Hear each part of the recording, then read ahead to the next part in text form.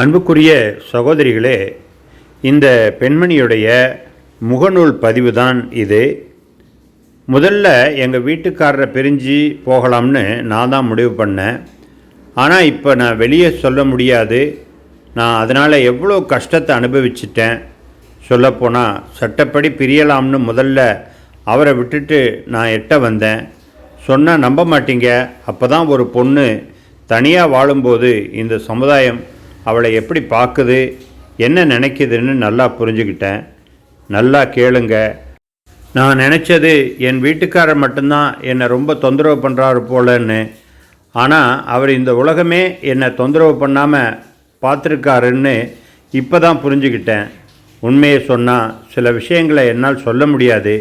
ஆனால் ஒரு பொண்ணு புருஷனை விட்டு பிரியணும்னு நினைக்கிறது நல்லா யோசித்து எடுக்க வேண்டிய முடிவுன்னு மட்டும் நல்லாவே தெரிஞ்சுக்கிட்டேன். இதை சொல்கிறதுக்கும் நான் வெட்கப்படலை, பட்டு தான் திருந்திருக்கேன். ஆனால் எனக்கு ஒரு விஷயந்தான் புரியலை. அதை ஒரு பொண்ணாக இருந்து சொல்கிறேன், இதை கேளுங்க. நான் எங்கள் வீட்டில் இருக்கும்போது இந்த மாதிரி பெரிய முடிவெல்லாம் எனக்கு முக்கியம்னு நினச்சிருப்பேன் போல். ஆனால் இப்போ என்னோடய வீட்டுக்காரர், அவங்களோட அம்மான்னு மற்றவங்க எல்லார்கிட்டையும் என்னால் பொறுத்து போக முடியாமல் ஏதோ ஒரு விஷயத்துக்காக எல்லாரையும் எதிர்த்து பேசுகிறேன் போல். ஆனால் இதை கூடிய சீக்கிரம் நானே மாற்றிக்கிட்டு மறுபடியும் எங்கள் வீட்டுக்காரரை போய் சந்திச்சே ஆகணும்.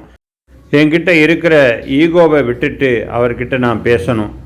அதேமாரி புருஷன் பொண்டாட்டியை ரொம்ப திட்டுறான், கொடுமைப்படுத்துகிறான்னு நினைக்கிற எல்லா பொண்ணுங்களுக்கும் நான் சொல்கிறது என்னென்னா, புருஷன் படுத்துறது கொடுமையாக தெரியலாம், ஆனால் அதில் ஒரு காதல் இருக்கும். ஒருவேளை நீங்கள் அதுக்கு பயந்து வெளி உலகத்துக்கு பிரிஞ்சு வந்துட்டா, இல்லை அப்படி பண்ணலாமோன்னு நினச்சிங்கன்னா அதுக்கப்புறம் படுற வேதனையை சொல்லவே முடியாது. நான் சொல்கிறதில் உங்களுக்கு நம்பிக்கை இல்லைன்னா, ஒருவேளை அதை தெரிஞ்சுக்கணும்னா ஒரு வழி இருக்குது. ஒருவேளை புருஷன்கிட்டேருந்து பிரியணும்னு நினைக்கிறவங்க புருஷன் இல்லாமல் தனியாக வாழ்கிற பொண்ணுங்கக்கிட்ட பேசி பாருங்க, தெரியும். சரி, பொண்ணுங்க தைரியசாலி தான், நான் ஒத்துக்கிறேன். ஏன்னா நானும் ஒரு பொண்ணு தான். இருந்தாலும் சில முடிவுகளை பொறுமையாக எடுக்கலாம்னு தோணுது. அவ்வளோதான், வேறு ஒன்றும் இல்லை. அன்புக்குரிய சகோதரிகளே, இந்த பெண்ணுக்கு குழந்தை இருக்கிற மாதிரி தெரியலை.